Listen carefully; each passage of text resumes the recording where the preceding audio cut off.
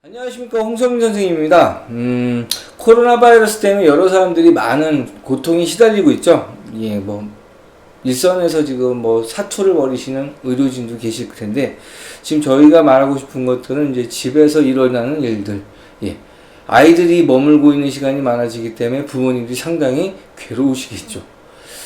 아이들도 사실 괴롭죠, 사실. 예, 계약이 미뤄져서 노는 시간이 많아진 거라기보다는 어머님들의 그 게으른 자기를 보는 눈초리, 먹을 것만 먹고 계속 살이 쪄가는 건 아닌지 같은 의혹, 선생님들이 봤을 때 얘는 점점 게으러지는 원신이 되고 있지는 않나라는 불신, 이런 것들 때문에 이제 문제점이 생길 겁니다. 예, 그런 것들 때문에 지금 시간이 지나면서 아이들이 생활의 리듬이 깨지고 있는 건 분명히 맞는 것 같습니다. 그래서 시간을 어떻게 하면 활용할 수 있는지 그것들에 대해서 좀 살펴보려고 합니다.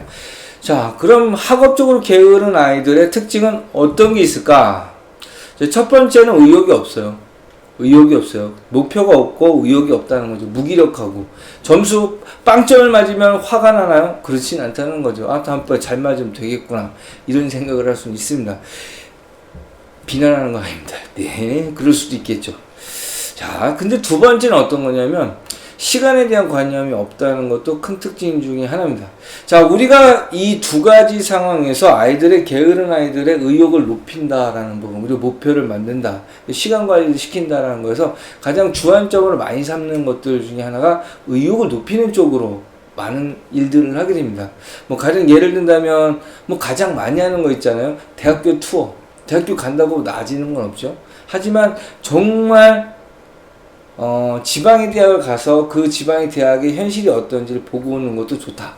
이것도 의욕인데 사실 이 시간이 지나면 금방 퇴색해 버리게 됩니다. 불과 한 일주일도 안 걸리겠죠, 아무래도.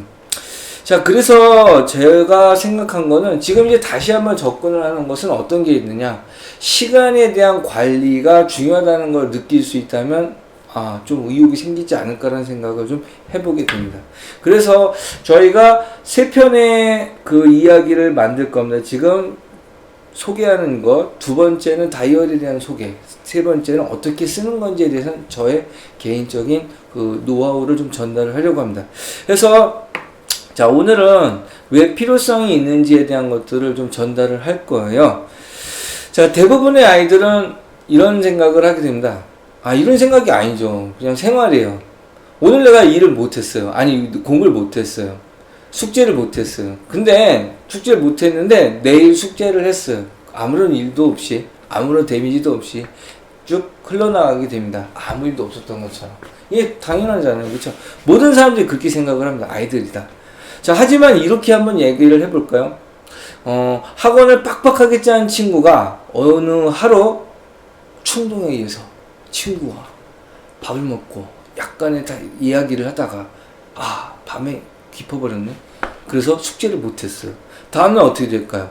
시간이 계속 연쇄적으로 무너져 갑니다. 그리고 그거를 회복하기 위해서 자기가 그 빡빡한 시간들 중에서 어떤 시간들을 자기가 자꾸 찾아내야 되고 그 시간 동안 자기가 뭘 해야 됩니다. 그럼 자기한테 영향이 오고 피해가 오게 된다는 걸 느끼게 되겠죠.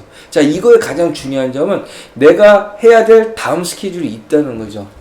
그 스케줄이 있기 때문에 그거를 내가 미룰 수가 없게 되는 거예요.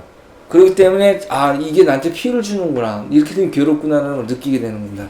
자, 그러면 전자의 이야기는 그럼 자기한테 피해를 주지 않을까요? 아니죠. 그거는 시간이 밀려서 항상 밀려가나요? 하루 밀면 또 하루 밀려가고, 그럼 이틀이 밀리고, 그러면 일주일 밀리고, 이렇게 되면 끝까지 밀려서 그냥 갑니까? 그거는 아니죠. 자, 우리는 3학년 11월 둘째 주까지, 3학년 11월 목요일, 둘째 주 목요일까지 모든 일정을 끝내게 됩니다. 고등학교 3학년 11월 둘째 주 목요일.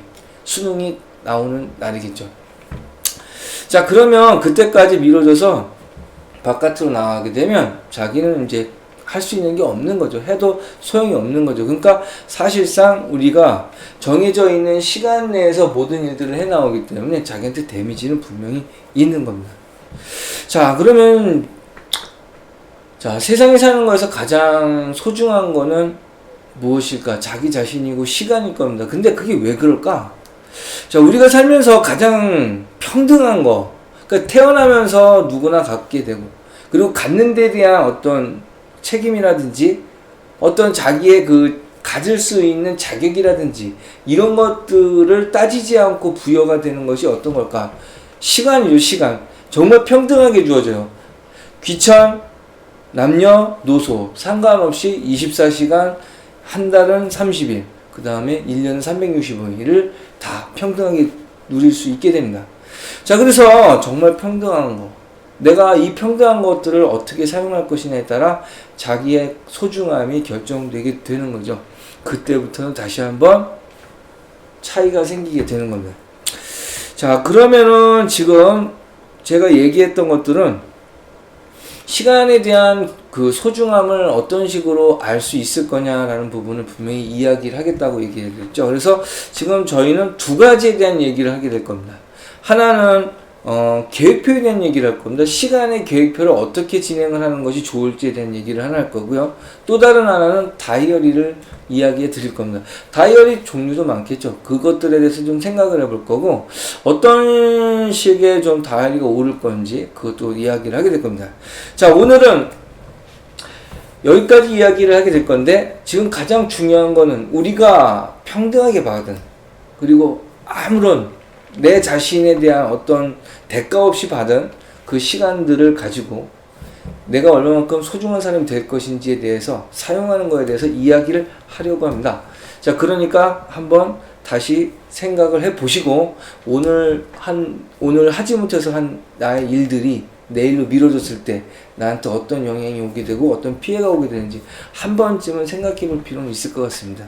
자, 다음번에는 다이어리에 대한 그 다이어리를 왜 써야 되는지에 대해서 한번 같이 이야기해 보겠습니다. 자, 지금까지 홍성민 선생님이었습니다.